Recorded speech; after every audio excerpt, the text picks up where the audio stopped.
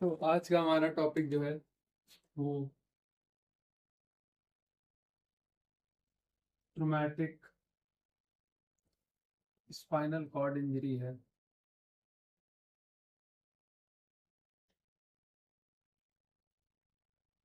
क्या traumatic spinal cord injury मतलब कोई ट्रॉमा से होने वाली इंजरी जो आपके स्पाइनल कॉर्ड को डैमेज करेगी। ये कोई तरीके का एक्सटर्नल फोर्स हो सकता है, फ्रैक्चर, कंप्रेशन, डिसलोकेशन या पेनिट्रेटिंग इंजरी हो सकती है। ये बेसिकली कंप्लीट और नॉन कंप्लीट फॉर्म में होती है। कंप्लीट में आपका मोटर और सेंसरी दोनों चला जाएगा,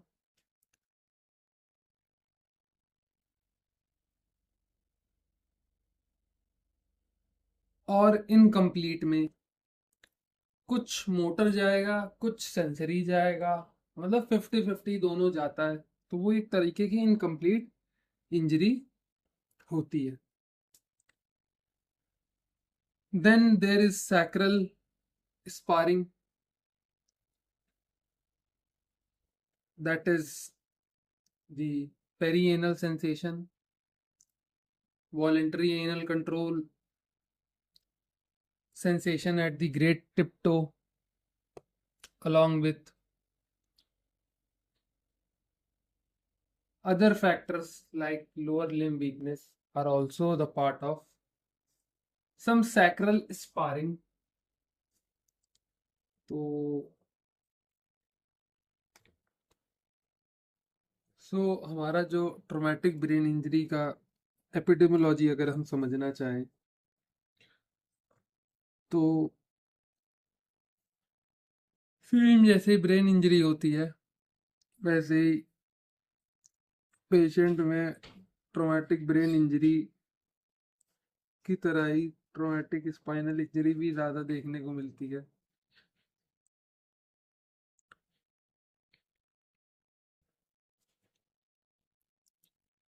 और ये रेशियो मेल इस टू फीमेल में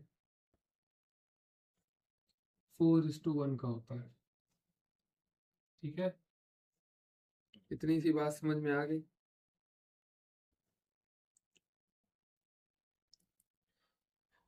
अगर हम बात करें सबसे कॉमन लेवल की तो सबसे ज़्यादा सर्वाइकल, उसके बाद थोरैसिक, उसके बाद लंबर, उसके बाद सैक्रल। सर्वाइकल में हमको ऑलमोस्ट 55 से 60% केसेस देखने को मिलते हैं। थोरैसिक की अगर हम बात करें तो 30 से 35, 10 से 15, 5 से, ठीक है। तो ये एक नंबर होता है जो हमको देखना पड़ेगा। कंप्लीट इंजरी के सबसे ज़्यादा चांसेस होते हैं as compare to non complete. अगर कंप्लीट इंजरी किसी को हो रही है जिसमें उसका सेंसरी और मोटर दोनों जा रहा है तो उसके 45% चांस होंगे, और इनकम्प्लीट जिसमें पार्शियल दोनों चीज़ें जाती हैं, सेंसरी और मोटर, इसमें आपका ऑलमोस्ट 55% तक चीज़ें रहती है। ठीक है, मेल की प्रिवेलेंसी इसलिए ज़्यादा है क्योंकि मेल जॉब्स हो गई या हार्ड वर्क हो गया या फिजिकल वर्क ज़्यादा मेल करते हैं as compare to female. Causes आप जानते हैं, रोड एक्सीडेंट, ठीक, गिरने की वजह से, चाकू या गोली पड़ने की वजह से, स्पोर्ट्स या कोई और दूसरी एक्टिविटी की वजह से हो सकता है। ये सब हमारे ट्रॉमेटिक कॉज हो गए। तो हम ट्रॉमेटिक पढ़ लेते हैं। नॉन ट्रॉमेटिक में हमारे पास ट्यूमर आ जाएगा, डिस्क हर्निएशन, स्पाइनल कॉर्ड ट्रांसवर्सोलाइटिस या एप्सिस। ये नॉन ट्रॉमेटिक कॉजेज में कवर अप हो जाएगा। इसको इतना कंटेंट इसलिए इसमें नहीं लिख रहा हूँ क्योंकि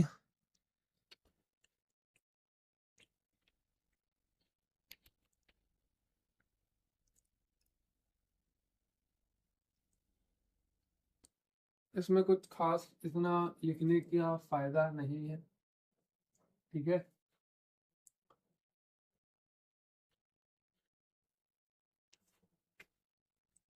अगर हम मैकेनिज्म ऑफ इंजरी की बात करें तो हमारे पास 6 चीजें आती हैं।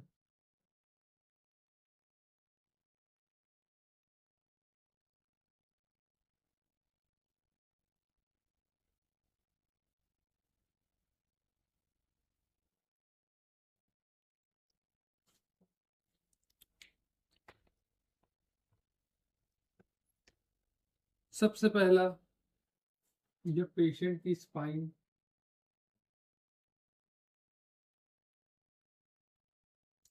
हाइपर फ्लेक्शन में चली जाए, मतलब ज्यादा आगे झुकने की वजह से, ठीक है, इसमें ये देखा जाएगा कि ये मोस्ट कॉमन ली जो होता है हाइपर फ्लेक्शन ही होता है, ठीक।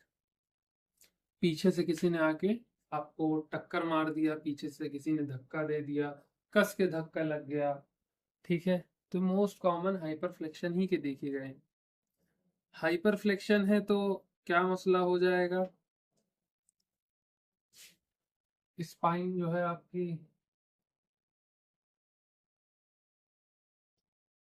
आगे की तरफ आएगी, तो आपको क्या देखने को मिलेगा, एंटीरियर वर्टिब्रा में फ्रैक्चर देखने को मिल सकता है। और आगे की तरफ आ रही तो जो पीछे के लिगामेंट्स लगे हैं, ठीक है, इनमें डैमेज देखने को मिलेगा, इनमें मिस अलाइनमेंट देखने को मिलेगा, इनमें इन्फ्लेमेशन हो सकता है देखने को मिलेगा। तो हम क्या कह सकते हैं, पोस्टीरियर लिगामेंट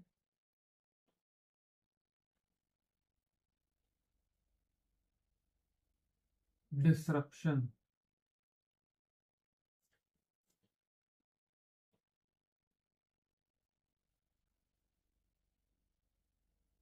ठीक है। सबसे ज्यादा हाइपरफ्लेक्शन हाइपरफ्लेक्शन परफ्लेक्शन क्या है, हाइपरफ्लेक्शन का सबसे ज्यादा जो वर्टिब्रा इन्वॉल्व होती है वो होती है सर्वाइकल।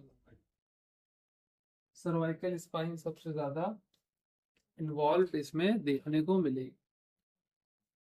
सेकंड हमारे पास जो है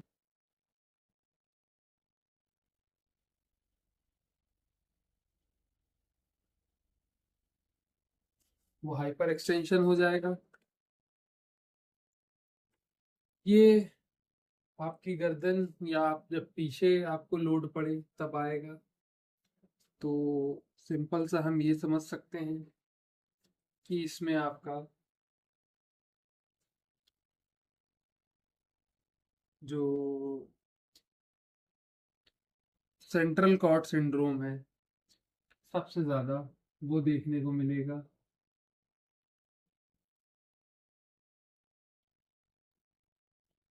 सेंट्रल कॉर्ड सिंड्रोम का एक पूरा हम वीडियो बनाएंगे अलग से, और हमने बीच में एक जगह सेंट्रल कॉर्ड सिंड्रोम कवर भी किया है, तो उसे भी चेक कर लीजिएगा।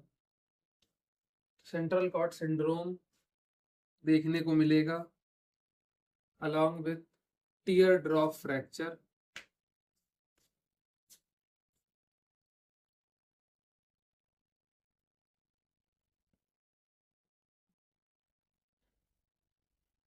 ठीक है। ये भी आपका सबसे कॉमन एरिया सर्वाइकल एरिया हो जाएगा। और थर्ड पे अगर हम बढ़े,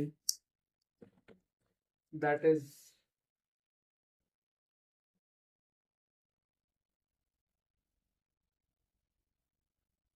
एक्सियल लोडिंग। एक्सियल लोडिंग में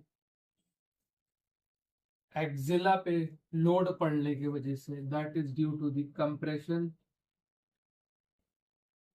ऑफ स्पाइन, या ऊपर से या तो नीचे से प्रेशर पड़ने की वजह से आपको अगर बर्स्ट टाइप का fracture along with Jefferson fracture भी देखने को मिल सकता है। बर्स्ट फ्रैक्चर और जेफरसन फ्रैक्चर देखने को मिल सकता है। एक्सियल लोडिंग हमेशा कंप्रेशन की वजह से। The fourth type we have is the rotational type. और रोटेशनल टाइप में जब भी रोटेशनल स्ट्रेस पड़ेगा तो आपके जो फैसेट होते हैं उनका क्या हो जाएगा, डिसलोकेशन हो जाएगा। फैसेट का dislocation due to any type of rotational spin और रोटेशनल फोर्स। इतनी सी बात समझ में आई। पांचवा हमारा डिस्ट्रैक्शन। ठीक, तो डिस्ट्रैक्शन की अगर हम बात करें तो ये बेसिकली आपका सीट बेल्ट के वजह से सबसे ज्यादा देखा गया है in the region of thoracolumbar junction. सबसे पहली चीज, सबसे ज्यादा सीट बेल्ट लगाने के वजह से होता है। आपने सीट बेल्ट लगाया, सीट बेल्ट लगाने की वजह से जब आपका एक्सीडेंट हुआ तो गाड़ी झटके से रुकी, आपकी बॉडी मोशन में के स्टेट में, जिसे रिलेटिव मोशन कहते हैं, उसमें रह गई और गाड़ी पर रुक चुकी थी। तो वो सारा फोर्स जब आपकी स्पाइन पे पड़ेगा तो बेसिकली आपका गर्दन और थोरैकोलंबर जंक्शन ही सबसे ज्यादा इफेक्ट होगा, जिसमें गर्दन का तो हाइपर फ्लेक्शन हो जाएगा। ठीक, हाइपर फ्लेक्शन हो जाएगा, बट डिस्ट्रैक्शन कहाँ पे लगेगा, थोरैकोलंबर जंक्शन पे लगेगा। तो ये बेसिकली सीट बेल्ट के वजह से होती है। और सीट बेल्ट के वजह से अक्सर करके L1 से L3 के बीच में फ्रैक्चर भी देखा जाता है। थोरैकोलंबर जंक्शन में कहीं भी हो सकता है, पर मोस्ट कॉमन जो फ्रैक्चर देखा जाता है वो L1 और L3 के बीच में देखा जाता है। लास्ट हमारा पेनिट्रेटिंग। ठीक, पेनिट्रेटिंग होगा जो, ये किसी भी तरीके का गन शॉट हो गया और नाइफ या कोई भी शार्प ऑब्जेक्ट से स्टैबिंग कर दिया किसी ने आपको, तब होगा। ठीक, तो that's the mechanism of injury for all the 6 types. ठीक है, इतनी सी बात समझ में आई। चीजें थोड़ी सी जल्दी कराएंगे, इसमें ज्यादा टाइम वेस्ट नहीं करना है। ठीक, अब जो है नया अवतार आया इस कपड़े का, ये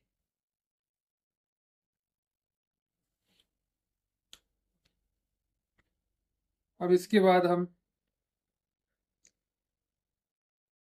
फंक्शनल एनाटॉमी अगर समझे तो पढ़ाई के टाइम जो है, जो नींद आती है, उस नींद के तो क्या ही कहने।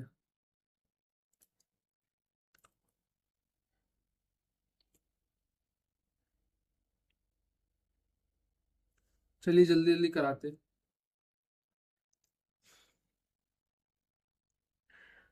फंक्शनल एनाटॉमी की बात समझे तो हमको फंक्शन जानना बहुत जरूरी है कि वर्टिब्रल कॉलम और स्पाइनल कॉर्ड का रिलेशनशिप कैसा है। ठीक है, वर्टिब्रल कॉलम और स्पाइनल कॉर्ड का रिलेशनशिप कैसा है। ठीक, ये बात समझिएगा, कौन सी वर्टिब्रा कौन से स्पाइन पे आ रही है। ठीक है, इतनी सी बात समझिएगा। थोड़ा सा इसको समझते हैं, फिर इसके बाद हम इसी में हो सकता है मायोटोन भी करा दूं। तो हमको फंक्शनल एनाटॉमी समझनी है अगर, तो फंक्शनल एनाट के लिए हम ये समझेंगे कि नॉर्मल स्पाइनल कॉर्ड का लेवल कहाँ पे एंड होता है। तो स्पाइनल कॉर्ड जो है बेसिकली एंड होती है आपका L1 L2 रीजन पे, और उस रीजन को हम क्या कहेंगे, कोनस मेड्यूलैरिस कहेंगे। ठीक है, क्या कहेंगे, कोनस मेड्यूलैरिस कहेंगे। ठीक, वर्टिब्रल कॉलम तो आपका सैक्रल तक जाता है, S5 तक जाता है, बट आपकी स्पाइनल कॉर्ड कहाँ पे एंड हो जाएगी, L1 L2 पे स्पाइनल कॉर्ड एंड हो जाएगी। L1 L2 पे स्पाइनल कॉर्ड एंड हो जाएगी, स्पाइनल सी एंड हो जाएगी। ठीक है, इतनी सी बात समझ में आई।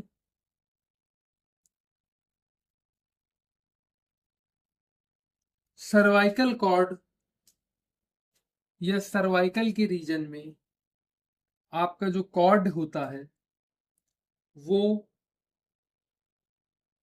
आपका वर्टिब्रल लेवल 1 में आएगा। सर्वाइकल में जो कॉर्ड लेवल होता है, ठीक, जो हमारा कॉर्ड का लेवल होगा उसको हम ये कह सकते हैं कि वही हमारा वर्टिब्रल लेवल 1 होगा, वर्टिब्रल का लेवल 1 होगा। अपर थोरैसिक की बात करें अगर हम,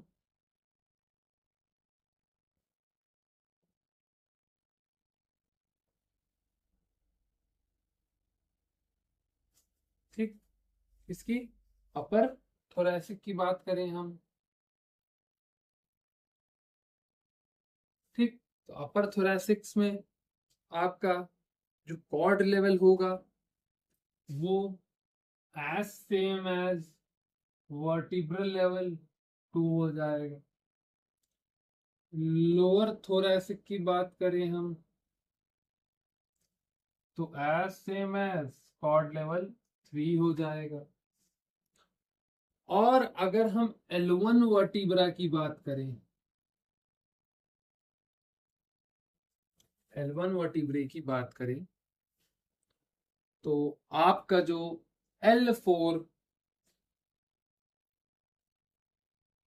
और S3 वाला सेगमेंट है, L1 वर्टिब्रा जो है, अगर उसका हम जानना चाहें कि कॉर्ड लेवल क्या है, तो उसका कॉर्ड लेवल बेसिकली आपका L4 टू S3 चलता है, जिसे हम कोनस भी कहते हैं। इतनी सी बात समझ में आ गई।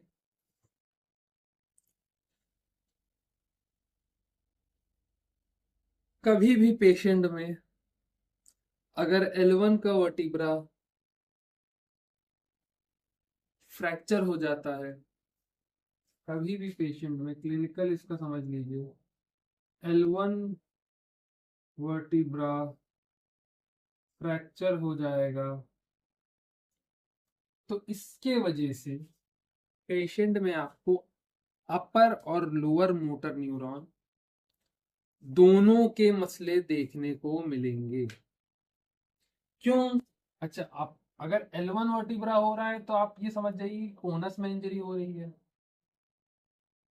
कोनस में इंजरी होगी, कोनस मेडुलैरिस में इंजरी होगी।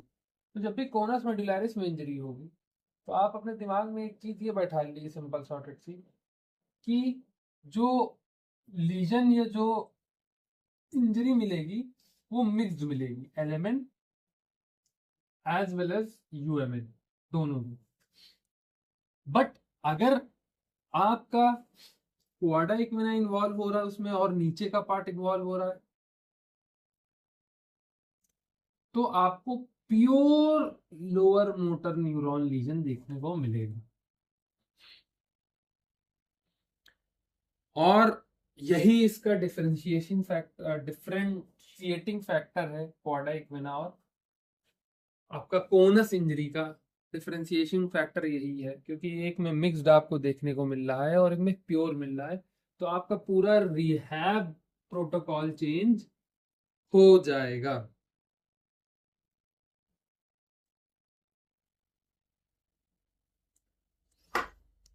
इतनी सी बात समझ में आई।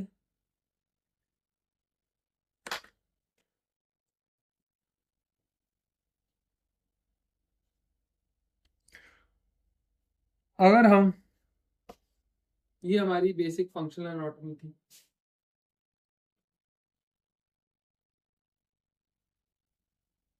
तो हम समझ गए कि हमारी कॉर्ड कहाँ से कहाँ तक जा रही है, कहाँ पे एंड हो रही है, और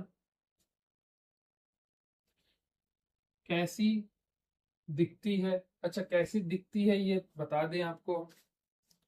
ठीक, अगर हम प्लेन स्पाइनल कॉर्ड समझना चाहें तो स्पाइनल कॉर्ड क्या होती, मतलब स्पाइनल कॉर्ड का बेसिक बेसिक क्या आपको वो देखने को मिलेगा।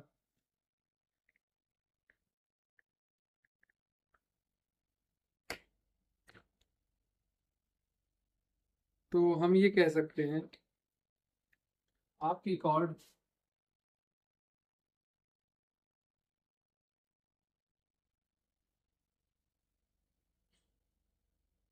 ठीक ऐसे आई।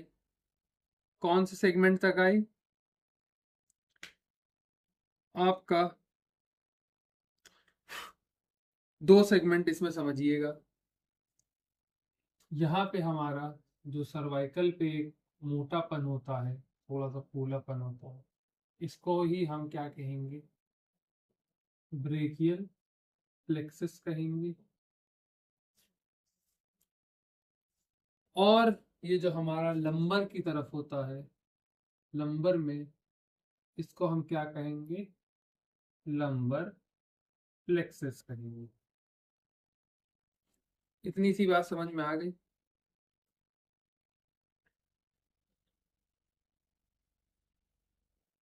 हमारी जो स्पाइनल कॉर्ड होती है वो जनरल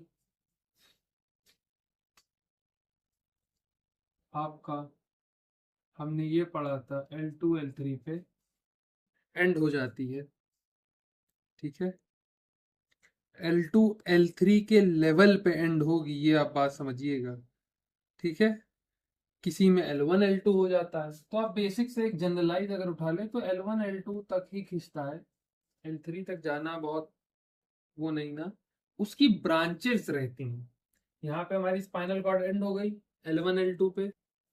इसके बाद कुछ रूट्स निकलती हैं इसमें से ऐसे। ठीक है, सेम ऐसे ही निकलेंगे। ठीक ऐसे, इन्हीं रूट्स में आपको मेन चीज देखनी है,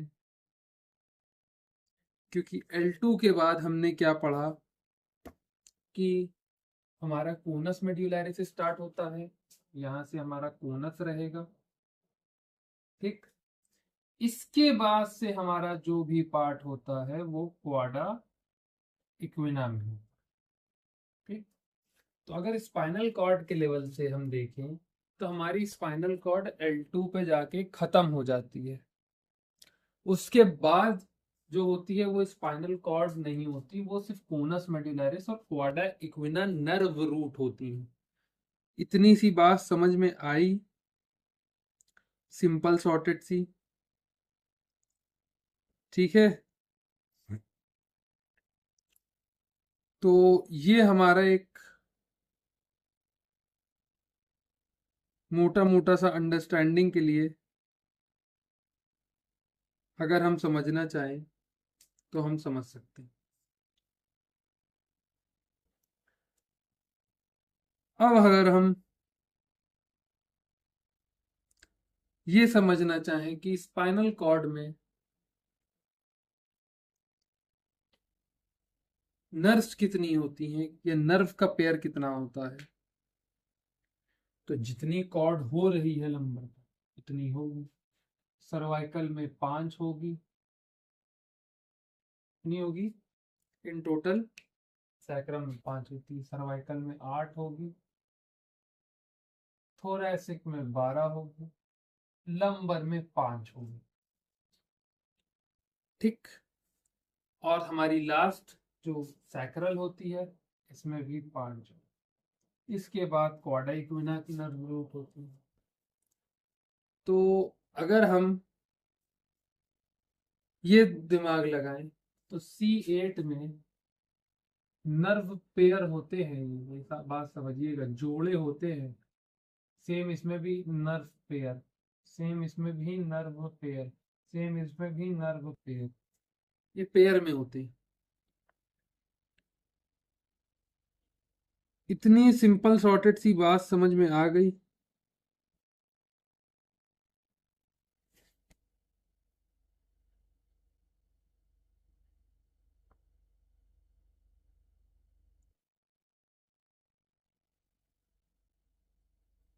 इसके बाद हम कुछ मायोटोम समझेंगे, that is important for the spinal cord injury. किस लेवल पे इंजरी हो रही है और क्या लॉस देखने को मिल रहा है।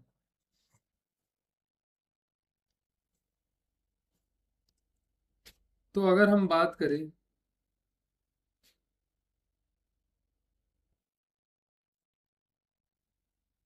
Myotomes for traumatic spinal cord injury, तो सबसे पहला सेगमेंट जो आता है वो होगा सर्वाइकल।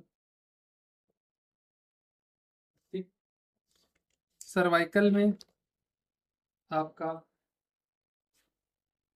C3 से लेके C5 एक सेगमेंट बनता है, पहला ये समझिएगा। फिर एक C3 कंप्लीट बनता है, क्या बनेगा, कंप्लीट बनेगा। ठीक, फिर एक C4 अपना अलग से बनेगा। ठीक, फिर हमारा C5, C6, C7, C8 और T। C5, C6, C7, अबे जगह ही नहीं बचती है, एक आध के लिए छूट जाता है, ऊपर से लिखेंगे।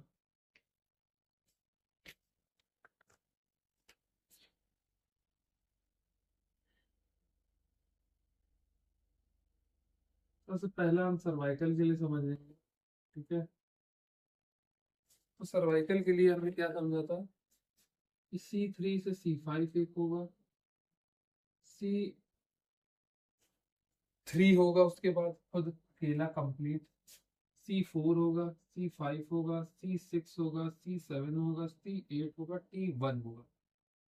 ठीक, कंप्लीट होगा।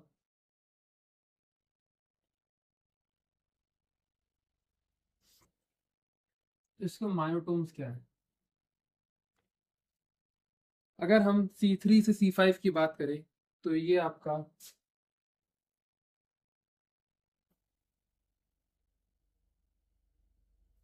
डायफ्राम की जो फ्रेनिक नर्व होती है, दैट इज P। ओके, तो डायफ्राम की बेसिकली फ्रेनिक नर्व को सप्लाई करेगी। ठीक है, ये फ्रेनिक नर्व आपको कंप्रेशन की वजह से कभी कभी पेशेंट आता है, कंप्लेन करेगा, कहाँ पे पेन, यहाँ पे पेन। ये नर्व जो होती है ये ऐसे जाके यहाँ से जाके लिवर तक जाती है। तो a patient with fatty liver और लिवर एब्सेस और liver tumour can also complain a pain to this side. Okay, सिर्फ राइट साइड इफेक्टेड रहेगी, नॉट लेफ्ट, क्योंकि लिवर राइट साइड में होता है। ठीक है, तो राइट साइड जब ये पेन आपका इस एरिया पे आने लगे, जब आप उठें बैठें या खींच के सांस लें, तो ये डायफ्राम जो है फ्रेनिक नर्व को पुश करेगी और आपको पेन होगा, या तो जो लिवर में ट्यूमर है, एब्सेस है, हेपेटोमेगाली है, उसकी वजह से। अगर हम C3 की बात करें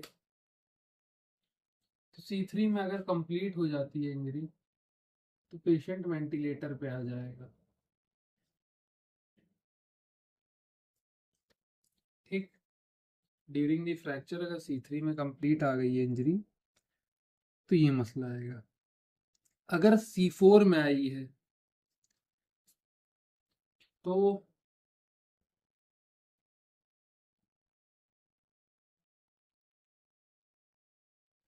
डायफ्राम जो है हमारा ये इंटैक्ट रहेगा, बट कुछ एसेसरी मसल्स हमारी वीक हो जाएंगी। इतनी सी बात समझ में आई। C5 की अगर हम बात करें तो आपको पता है एल्बो फ्लेक्शन, ठीक, या तो जिसे बाइसेप दिखाना कहते हैं। C6 हमारा रिस्ट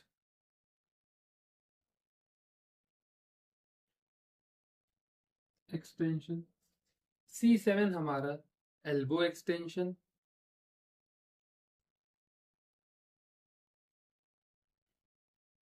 एलिबो नहीं होता, एल्बो एक्सटेंशन। C8 हमारा फिंगर फ्लेक्शन,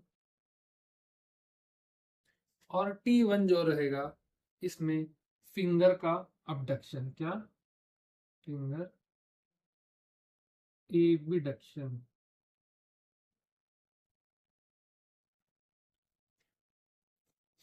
ठीक है, तो ये हमको at the level of injury जिस पेशेंट में जहां पे हो रही है ये सब चीजें देखनी पड़ेंगी। C3 से C5 के बीच में है तो डायफ्राम पूरा इन्वॉल्व रहेगा। C3 सिर्फ C3 है तो वेंटिलेटर सपोर्ट ही पे रहेगा पेशेंट। C4 है तो डायफ्राम इंटैक्ट रहेगा बट एक्सेसरी मसल वीक हो जाएंगे। C5 है तो एल्बो फ्लेक्शन नहीं कर पाएगा। C6 है तो रिस्ट एक्सटेंशन। C7 है तो एल्बो एक्सटेंशन। C8 है finger flexion. T1 for finger abduction. इतनी सी बात समझ में आ गई।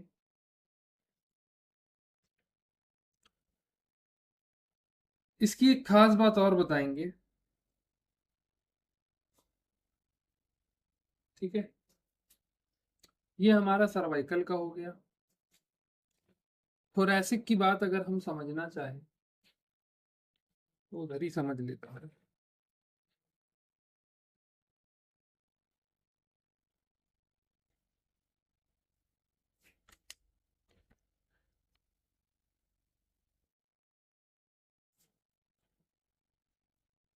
T1 से T6 तक और T7 से T12 तक, ठीक है। T1 थोरैसिक 1 से थोरैसिक 6 तक अपर ट्रंक कंट्रोल रहेगी। T7 से T12 तक लोअर ट्रंक कंट्रोल रहेगी।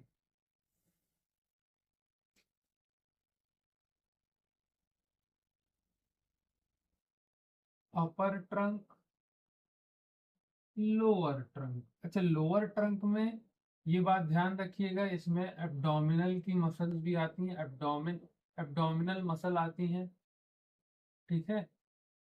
और जो हमारा T10 है ये बेसिकली अम्बिलिकस रीजन पे देता है, जिसे हम बीवर साइन भी कहते हैं। इतनी सी बात समझ में आ गई। ये थोरैसिक का जो है T1 से T6 और T7 से T12 का आपको समझ में आया। और अगर आप सिर्फ T10 की बात करें, अलोन T10, तो अम्बिलिकस रीजन में जाता है, जिसे हम क्या कहते हैं, बीवर साइंस कहते हैं। बीवर साइंस यही कहता है कि आप जब अपनी जो क्रंचेस होते हैं, अगर वो क्रंचेस आप कर पा रहे हैं तो अच्छी बात है, बट अगर आपको कोई स्पाइनल कॉर्ड लीजन की वजह से ये क्रंचेस वाला पार्ट आप नहीं कर पा रहे हैं और आपके अम्बिलिकस रीजन के पास जहां पे एब्डोमिनल मसल है वहां पे पैरालिसिस या वीकनेस हो जाए, तो इसी को क्या कहा गया है? बीवर साइंस कहा गया है।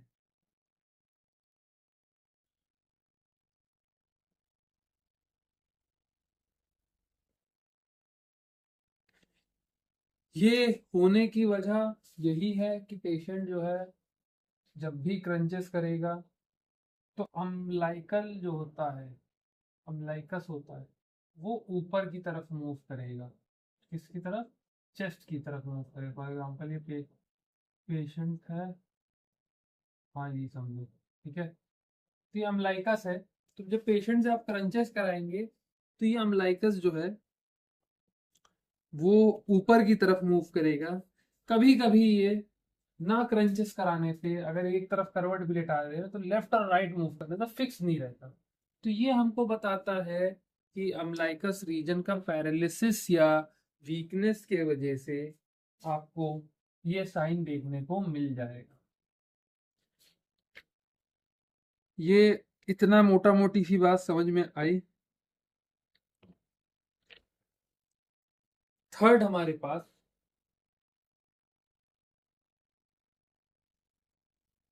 जो है वो लंबर है।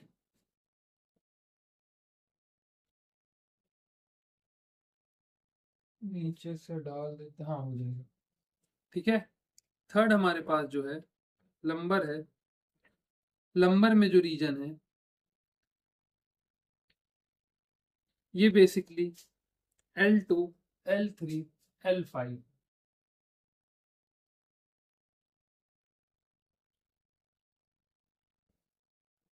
अगर हम L2 रीजन की बात करें तो जितना भी इलियोश्वास से हिप का फ्लेक्शन होता है,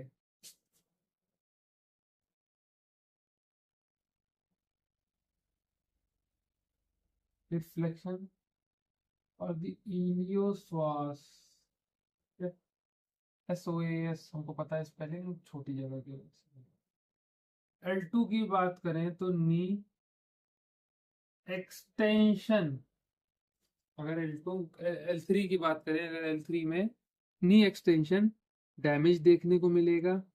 L4 और L5 की बात करें तो L4 जो कि हम लोग टीबियालिस एंटीरियर की मदद से एक एक्सरसाइज करते हैं जिसको हम कह सकते हैं एंकल का dorsiflexion, that is done by the tibialis anterior muscle, ये इफेक्ट हो जाएगी। और L5 में जो हमारा सबसे बड़ा टो है दैट इज ग्रेट टो, उसका एक्सटेंशन चला जाए। इतनी सी बात समझ में आई। तो जो टेंडन रिस्पॉन्सिबल होगा वो होगा एक्सटेंसर हेलिसिस लॉन्गस, एक्सटेंसर हेलिसिस लॉन्गस। इतनी सी बात समझ में आई। ये एक सिंपल सॉर्टेड सा सर्वाइकल थोरैसिक और लंबर का मसला था। इसमें अगर थोड़ी सी चीजें और डाल दी जाए, जैसे सैक्रल का,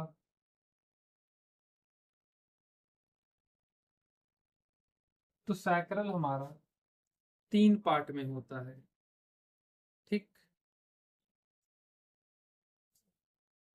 S1, S2 से S4 और S4 से S5। S1 जो है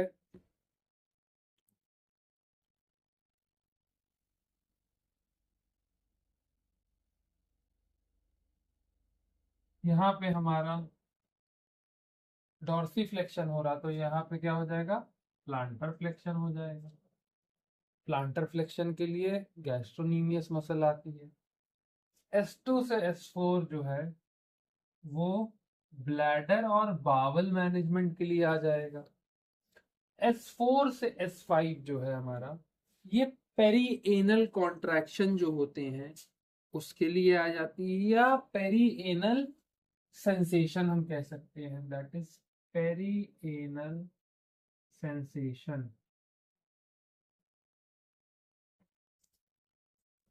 तो ये हमारा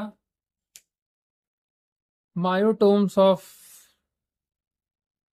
cervical, thoracic, lumbar and sacral. एक चीज ये ध्यान दीजिएगा कि एक बहुत बड़ी मसल के लिए, जैसे अपर ट्रंक हो गया हमारा, कितनी सारी मसल होती हैं उसमें, उसके लिए 5 सेगमेंट से 5 क्या 6 सेगमेंट, मान ली T1 T2 T3 T4 T5 T6, 6 segment लग रहे हैं। ठीक है, मसल भी बड़ी होती है अपर ट्रंक की। ठीक है, बहुत सी सप्लाई होती है इसमें, बैक की हो गई 4-5 मसल्स, फिर फ्रंट की हो गई, तो ये सब रहती है। फिर लोअर टंग में जैसे एब्डोमिनल मसल हो गई, बैक की और मसल हो गई, इरेक्टर स्पाइनी वगैरह हो गई, ये सब रहेगी। तो आप ये अगर मायोटोम के लेवल पे देखेंगे कि एक वर्टिब्रा पे, C5 के स्पाइनल रूट पे, C5 के उस पे आपको सिर्फ एल्बो फ्लेक्शन मिला है, रिफ्लेक्स करा है। C6 पे रिस्ट एक्सटेंशन मिला है, C7 पे एल्बो एक्सटेंशन मिल गया, C8 पे फिंगर का फ्लेक्शन मिल गया, T1 पे फिंगर का अबडक्शन मिल गया।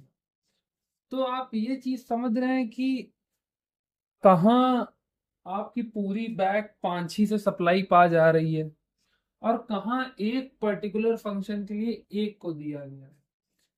पहली चीज इसकी ये देने की वजह ये है क्योंकि आपका हाथ, ये एक खुला एग्जाम्पल है कि आपका हाथ जो है उसकी nerve supply as compare to other parts बहुत ज्यादा है। तो if a patient suffering from any kind of brain injury और neurological disorder, so hand should not be spared, हाथ को अकेला नहीं छोड़ना है, क्योंकि हाथ की सप्लाई ही बहुत इंपॉर्टेंट है। और एक मतलब एक मार्कर सेट कर रही है आपकी, मार्कर क्या, एक लेवल ऑफ वो सेट कर रही है कि मतलब हाथ की importance as compare to other parts in terms of nerve supply ज्यादा है।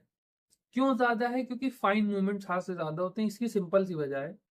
बट अगर यहीं पे आप काम करेंगे तो पेशेंट में आपको अच्छा इंप्रूवमेंट देखने को मिलेगा in term of cognition, balance and other things. ठीक है,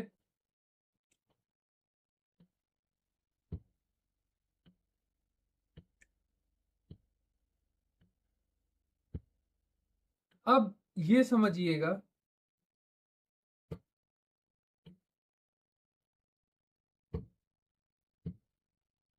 कि मायोटोम्स तो आपने समझ लिए। अब मायोटोम्स को असेस करने के लिए आप जो स्केल ऑफ ग्रेडिंग यूज करेंगे वो एशिया इंपेयरमेंट स्केल यूज करेंगे। कौन सी स्केल यूज करेंगे? एशिया इंपेयरमेंट स्केल यूज करेंगे, जिसे हम AIS भी कहते हैं, that is Asia impairment scale. ये जो हमारी एशिया इंपेयरमेंट स्केल है, इसमें अगर हम मोटा मोटा सा चीजें उठाएं तो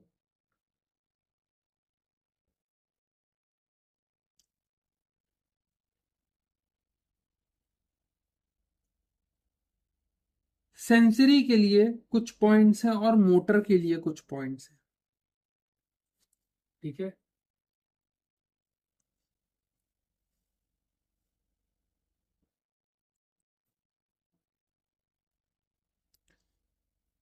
अगर हम मायोटोम्स की बात कर रहे हैं तो मोटर के डिस्कस कर लेते हैं सबसे पहले। सेंसरी तो हमारा डर्मा में आ जाएगा। तो अगर हम इसकी बात करें तो आपको हर मसल मेनली नहीं उठानी है। इन टोटल आपको मोटर एग्जामिनेशन के लिए सिर्फ 10 मसल उठानी है। सबसे पहली हमारी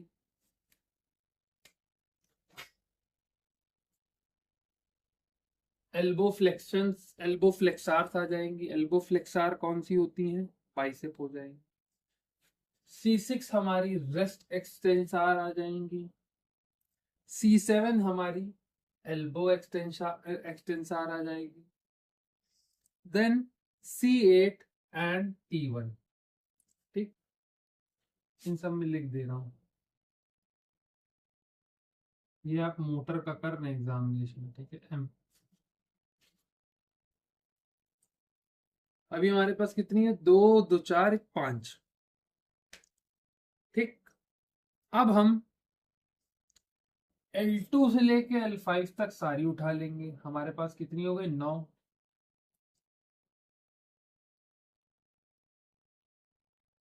हाँ, 2 3 5 4 9। लास्ट हम अपनी एक उठा लेंगे, sacral S1, that is planter flexor. ठीक, तो हम इसको उठा लेंगे। तो हमारे 10 मसल हो गई मोटर एग्जामिनेशन के लिए। और इस मोटर एग्जामिनेशन को हम मूवमेंट करा के प्रोड्यूस कराएंगे। तो एशिया AIS स्केल जो है हमारी, एशिया इम्पेयरमेंट स्केल जो हमारी, ये कहती है कि पेशेंट का जो मैक्सिमम स्कोर है वो 100 हो सकता है। और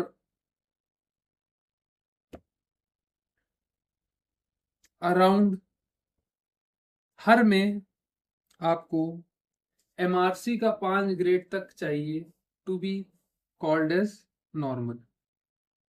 5वां नॉर्मल रहेगा, 5 से कम ग्रेड रहेंगे तो वो अब नॉर्मल रहेगा। ठीक, इतनी सी बात समझ में आई?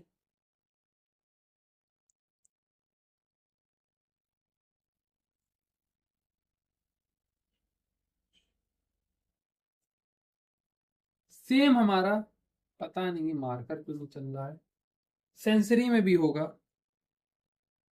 अरे बाप रे बाप, ये देखिए, ये इससे अलग हो गया। अच्छा, ये ऐसा ही है।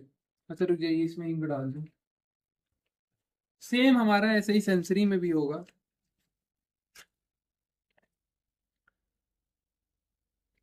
आप सेंसरी का टेस्ट आपने पढ़ा होगा।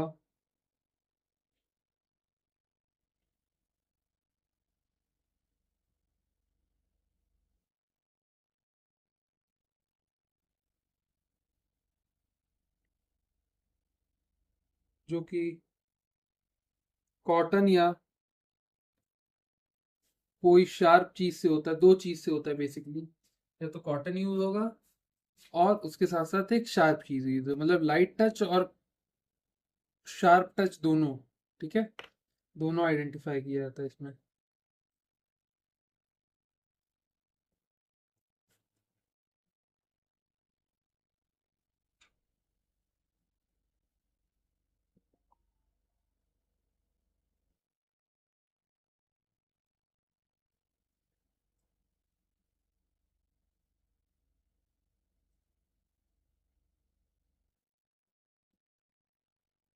आ गया।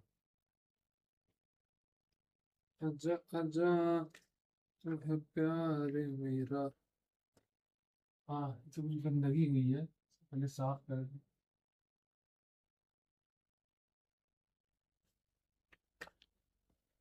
ये हमारे मोटर एग्जामिनेशन के लिए 10 पॉइंट उठा लिए हमने। सेंसरी के भी हम 10 पॉइंट उठाएंगे। ठीक है, सेंसरी हम कहाँ कहाँ चेक करेंगे ये समझिएगा।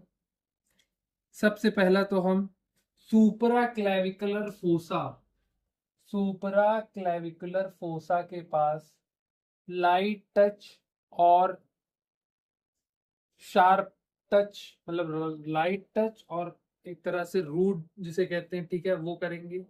दोनों तरीके का करेंगे, एक लाइट टच करेंगे, एक पिन प्रिक करेंगे।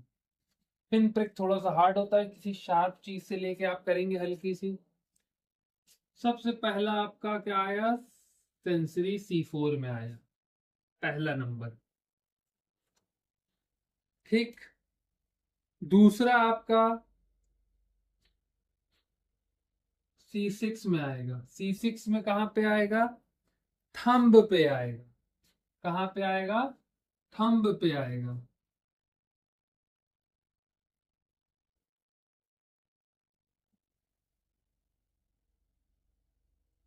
थंब पे आएगा। ठीक, तीसरा आपका मिडिल फिंगर पे आ जाएगा। मिडिल फिंगर पे आ जाएगा। एस इसलिए लिख रहा हूं सेंसरी वाले।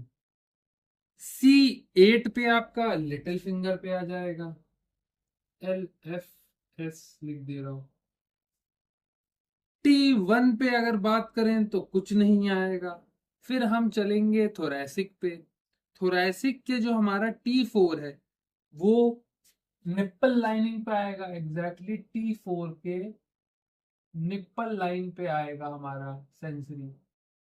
Sensory T4 nipple lining. ठीक है, ये कितने हो गए, 1 2 3 4 5।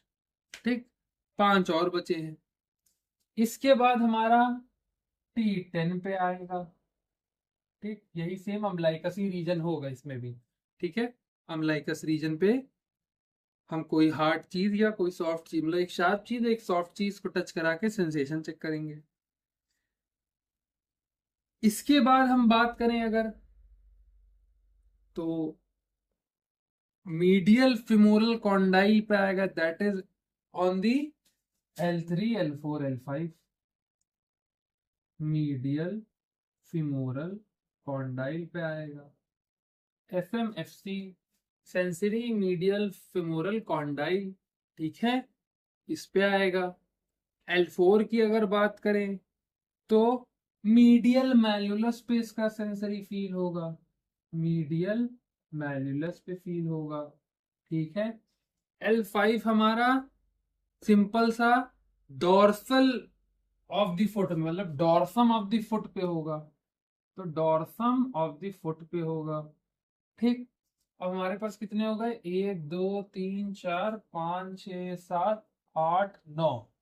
एक हमारा जो है सिर्फ सैक्रल से रहेगा, जो कि हम टेस्ट करेंगे। जैसे ये M से हो रहा था तो ये भी S से होगा, बट ये लैटरल ऑफ द हील में होगा, LH में होगा। ठीक है, लैटरल ऑफ द हील में होगा। हील के बाहर की तरफ लैटरली अगर जाएंगे तो बाहर की तरफ अगर टच करेंगे तो आपका क्या टेस्ट हो जाएगा, गैस्ट्रो नीमियस मोटर में टेस्ट हो जाएगी और सेंसरी भी टेस्ट हो जाएगा। तो आपको इन टोटल AIS में 10 मोटर प्लस 10 सेंसरी मिलते हैं, और हर को आपको ईच को इन टोटल 5 MRC ग्रेड दे सकते हैं। ठीक, इन टोटल हर का 5 होता है, 5 स्कोरिंग होती है, हर की 5 होती है। तो आपका टोटल कितना बन गया स्कोर, टोटल स्कोर बन जाएगा 100। तो टोटल स्कोर क्या बन जाता है, 100 बन जाता है। इतनी सी बात समझ में आई, सिंपल सॉर्टेड सी। AIS में कुछ ग्रेड्स भी होते हैं। ये 5 तरीके के आप कह सकते हैं, complete, sensory cum incomplete, motor incomplete, motor incomplete after normal. 5 grade होते हैं। ठीक,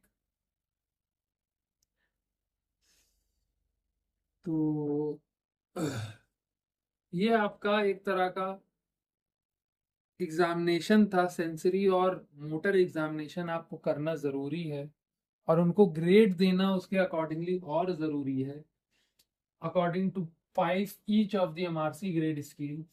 देखिए, जो हम पढ़ा रहे हैं ना, ये बैचलर के लेवल का नहीं है। तो अगर आपने बैचलर किया तो आपका MRC पता होगा, आपको ये चीजें पता होंगी, आपको एशिया इंपेयरमेंट स्केल पता होगी, आपको डर्माटोमायोटोम पता होगा। तो मैं उतना डेप्थ में जाके इस सबको नहीं कवर करा पाऊंगा, अभी तो नहीं करा पाऊंगा। बट मैं एक सेपरेट वीडियो अगर चाह रहे हैं तो डर्माटोम मायोटोम की बन जाएगी, वो एक लेफ्ट अलग टॉपिक है। बट ये मास्टर्स के लिए है, ठीक है, ना कि बैचलर्स के लिए। तो ये मास्टर्स के लेवल का मैं बता रहा हूँ आपको चीजें। इतनी सी ये बात समझ में आई आपको, सिंपल शॉर्टेड सी।